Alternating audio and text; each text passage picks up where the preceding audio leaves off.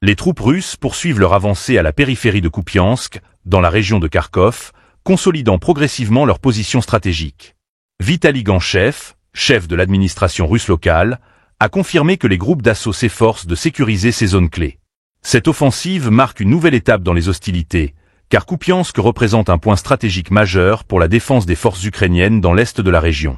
Située sur la rivière Oskol, qui divise naturellement la ville en deux et constitue une ligne de défense, sa prise pourrait permettre à l'armée russe de franchir cette barrière et de progresser davantage vers l'ouest. Selon les déclarations de Ganchev, les opérations offensives se poursuivent activement au nord-est et au sud-est de la ville. Les experts militaires évoquent la possibilité qu'un groupe important des forces armées ukrainiennes se retrouve encerclé dans un semi-chaudron, réduisant ainsi leur capacité à manœuvrer.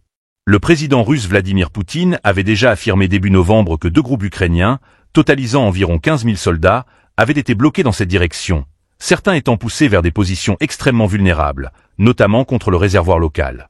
Ces développements soulignent l'importance stratégique de Kupiansk dans l'échiquier militaire de cette région. Pour les forces russes, contrôler cette ville pourrait ouvrir la voie à une avancée décisive vers l'ouest et un renforcement de leur présence dans des zones contestées. Du côté ukrainien, la défense de cette position reste cruciale pour empêcher une nouvelle détérioration de leur ligne de front, mais les ressources humaines et matérielles semblent mises à rude épreuve face aux moyens déployés par l'armée russe. Les conséquences humaines et stratégiques de cette offensive ne peuvent être ignorées. Les civils de Kupiansk et des environs se retrouvent une fois de plus au cœur des hostilités, souvent sans moyen de fuir. Les infrastructures essentielles, telles que les routes et les ponts, sont devenues des cibles stratégiques ou sont déjà inutilisables, exacerbant une crise humanitaire dans une région où les besoins en aide médicale et alimentaire sont déjà critiques.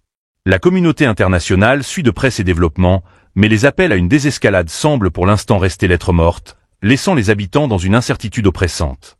Si vous souhaitez suivre l'évolution de cette situation complexe et en comprendre les enjeux stratégiques, abonnez-vous et partagez ce reportage pour ne rien manquer des développements majeurs.